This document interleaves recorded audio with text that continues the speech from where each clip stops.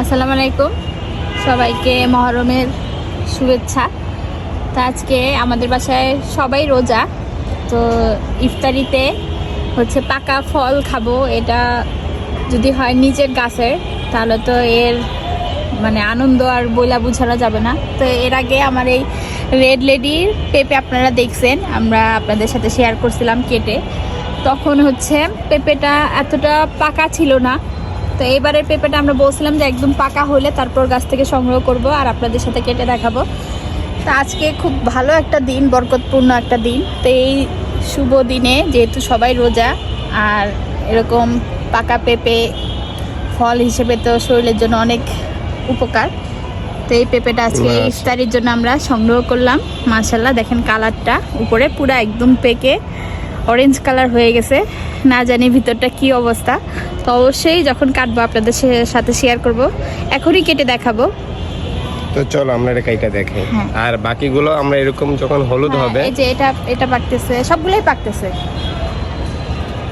আচ্ছা, তো চলো আমরা পেঁপেটা কাইটা দেখাই। এই মাত্র আমি ছাদ থেকে এই পেঁপেটা সংগ্রহ করে নিয়ে আসছি। আর আমি বলছিলাম যে আমি যখন কাটবো আপনাদের সাথে অবশ্যই শেয়ার করতে ভুলবো না। তো দেখেন আমি আমার কথা রাখছি, পেঁপেটা নিয়ে আসছি। মাশাআল্লাহ, এটা এত সুন্দর, এটা যে আমি কাটবো আমার মনই চাইতেছে না। ওয়াও, মাশাআল্লাহ, দেখেন একদম গাছ পাকা রেড, উপরে অরেঞ্জ ভিতরে রেড। রেড এত সুন্দর লাগতেছে। এটা খাবো কিভাবে, আমার তো মায়া লাগবে। তো আমি পেঁপেটা সুন্দর করে ছিলে নেই, তারপরে আমি ভিতরটা কেটে দেখাইতেছি।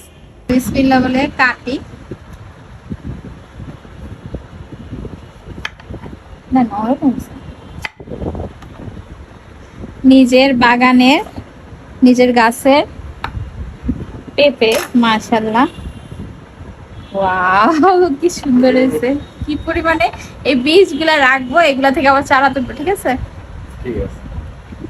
আমি এই বীজগুলা এখন দেখে একটা থেকে কিন্তু চারা উঠে, আমি অলরেডি অন্য একটা পেঁপে গাছে চারা করছি। তো এই রেড লেডির পেঁপের বীজগুলো আমি সংগ্রহ করব, চারা করব। মাশাআল্লাহ, আসলে বাগানের সার্থকতা আসলে এখানেই যে একদম ফরমালিন মুক্ত, পাকা বিষ মুক্ত ফল আমরা এই 2026 সালেও যে এসে খেতে পারতেছি এই ছোট্ট বাগানের উসিলায়। এই জন্য আল্লাহর কাছে লাখ লাখ শুকরিয়া।